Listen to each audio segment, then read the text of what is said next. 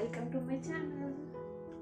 I'm Krishnapriya and let's begin. thumbnail చూసారు కదా, మీ ఇంట్లో కూడా లక్ష్మీదేవి ఫోటో ఉందా? అసలు లక్ష్మీదేవి ఫోటో ఎలా వచ్చిందో తెలుసా? రాతి విగ్రహాన్ని పూజ చేసే సమయంలో నుంచి ప్రతి ఇంటిలోని ఫోటో ఫ్రేమ్లు, దేవుడి విగ్రహాలు ఉండే రోజుల్లోకి వచ్చేసాం. అసలు ఆ దేవుడి ఫోటోలు ఎలా వచ్చినాయి? ఈ వీడియోలో అసలు లక్ష్మీదేవి ఫోటో ఎలా వచ్చింది, దాన్ని ఎవరు గీశారు, పెయింటింగ్ వేస్తూ దాని వెనకాల ఉన్న స్టోరీ చెప్తాను, మీరు వినేయండి. ఓకేనా? ఒకప్పుడు దేవతలను గీయడం పాపమని అనుకున్న కాలంలో ఒక వ్యక్తి లక్ష్మీదేవిని ప్రతి ఇంటి గోడపైకి తీసుకొచ్చాడు. అతను ఎవరూ కాదు, రాజా రవివర్మ. రాజా రవివర్మ కేవలం ఒక చిత్రకారుడు కాదు, భారతీయ కళను ప్రపంచానికి పరిచయం చేసిన గొప్ప వ్యక్తి. అతని కాలంలో దేవతలు అంటే ఆలయాల్లో మాత్రమే ఉండేవారు. కానీ రవివర్మ ఎందుకు దేవుడు ఆలయాల్లో మాత్రమే ఉండాలి అని అనుకున్నాడు. దేవుడు మన జీవితానికి దగ్గరగా ఉండకూడదా అని ప్రశ్నించాడు. యూరోపియన్ ఆయిల్ పెయింటింగ్ టెక్నిక్ని నేర్చుకుని మన భారతీయ ఆత్మను అందులో పోసిన తొలి భారతీయుడు ఆయనే. అందుకే అతని దేవతలు ఆకాశంలో కాదు, మనలాగే శ్వాస తీసుకుంటున్నట్టు ఉంటారు. ఇప్పుడు రవివర్మ గీసిన లక్ష్మీదేవి పెయింటింగ్ని చూద్దాం. ఆమె కమలంపై నిలబడి ఉంటుంది. చేతుల్లో బంగారు నాణాలు, ముఖంలో శాంతి, కళ్ళల్లో కరుణ. ఆమె చాలా అందంగా ఉంటుంది, కానీ అహంకారం ఉండదు. చాలా ధనవంతురాలిగా ఉంటుంది, కానీ దూరంగా అనిపించదు. ఇక్కడే రవివర్మ గారి ఉద్దేశం మనకి కనిపిస్తుంది. అతను లక్ష్మీదేవిని ఒక భయపడే దేవతలా కాకుండా మనకి దగ్గరగా ఉండేటట్టు అమ్మలాగా చూపించారు. ఈ చిత్రంలో ప్రతి అంశం ఒక సందేశం. కమలం కష్టం మధ్యలో కూడా పవిత్రతగా ఉండడం, బంగారు నాణాలు కష్టపడే చేతులకు వచ్చే ఫలితం, శాంతివంతమైన ముఖం, సంపద అంటే శాంతి అని, చీర భారతీయ విలువలు.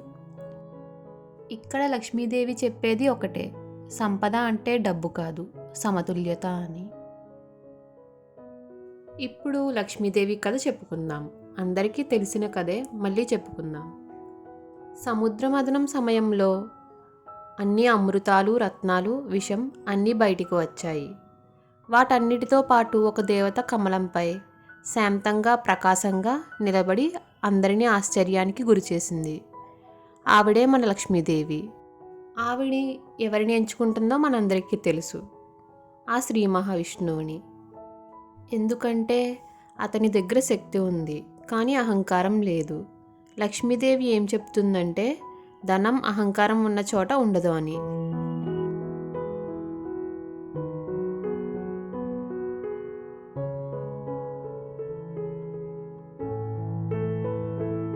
అందుకే లక్ష్మీదేవిని మన ఇంటికి అమ్మలాగా, మన జీవితానికి దగ్గరగా గీశాడు. అందుకే ఈ చిత్రం శతాబ్దాలు గడిచినా ఇప్పటికీ ప్రతి ఇంట్లో ఉంటుంది. నేను first time cloth canvas use చేశాను. First you have to apply gesso for smooth painting. Painting వచ్చేసి 7 days పట్టింది. అంటే 7 full days కాదు, మధ్య మధ్యలో గ్యాప్స్ వచ్చాయి. ఒక 30 hours అలా పట్టింది పెయింటింగ్ వేయడానికి. ఈ పెయింటింగ్లో టఫెస్ట్ పార్ట్ అంటే ఐస్ గీయడం. చాలా కష్టం ఐస్ గీయడం, ఎందుకంటే పర్ఫెక్ట్ ఎక్స్ప్రెషన్ రావాలి, ఆ ఫీలింగ్ రావాలి మనకి. అదంతా ఐస్ వల్లే వస్తుంది.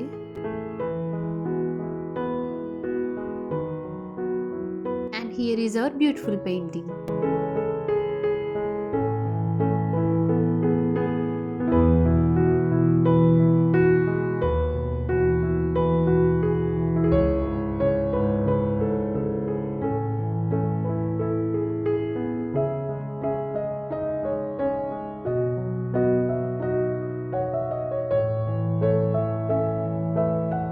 Skip చేసేసారా?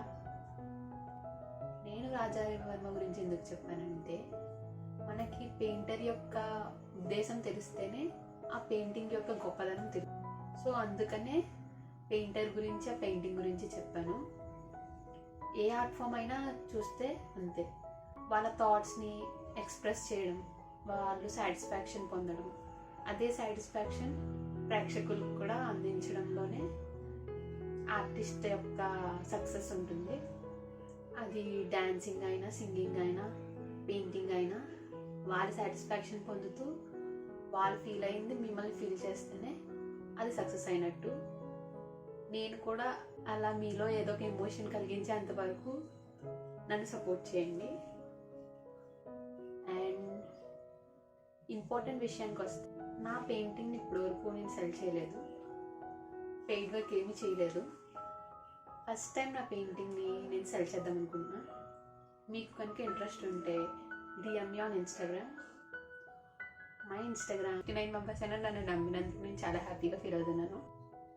Thanks for watching me and subscribing me, and thanks for watching.